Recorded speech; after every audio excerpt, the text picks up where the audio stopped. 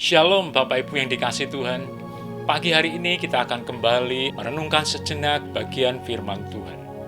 Tema renungan pada pagi hari ini saya beri judul Bergembiralah Semua, yang saya ambil dari Lukas pasal yang ke-10 ayat 17 sampai dengan ayat yang ke-20. Kemudian ke-70 murid itu kembali dengan gembira dan berkata, "Tuhan, setan-setan pun takluk kepada kami demi nama-Mu."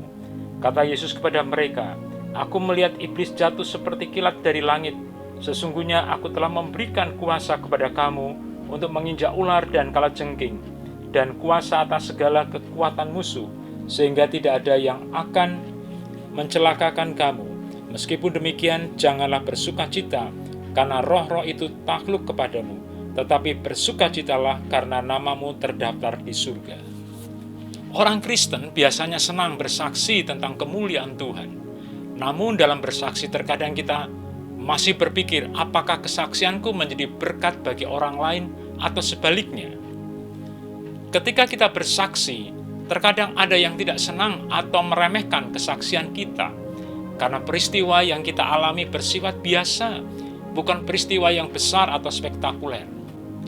Dalam hukum Tuhan, tidak ada yang perlu dikhawatirkan. Bagi Allah, memuliakan Tuhan dan bersaksi tentang kebaikan Tuhan sangat penting, dan tidak ada sikap kompetisi. Kita semua diberi kesempatan yang sama.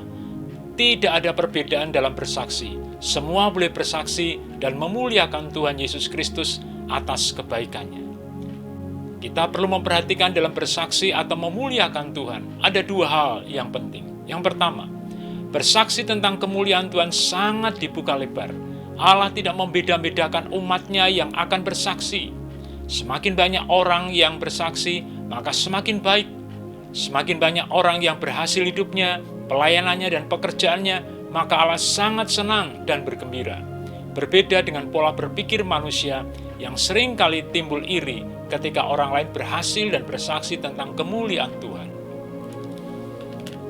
Bagian yang kedua, bersaksi itu baik dan penting, namun bukan kesaksiannya yang paling penting, apalagi mengharapkan pujian dari manusia, tetapi apakah nama kita terdaftar di surga dalam Lukas pasal yang ke-10 ayat 20 atau dalam buku kehidupan Allah.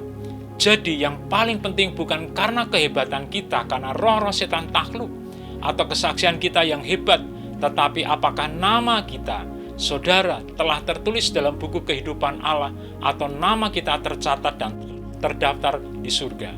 Tuhan kiranya memberkati kita sekalian. Amin.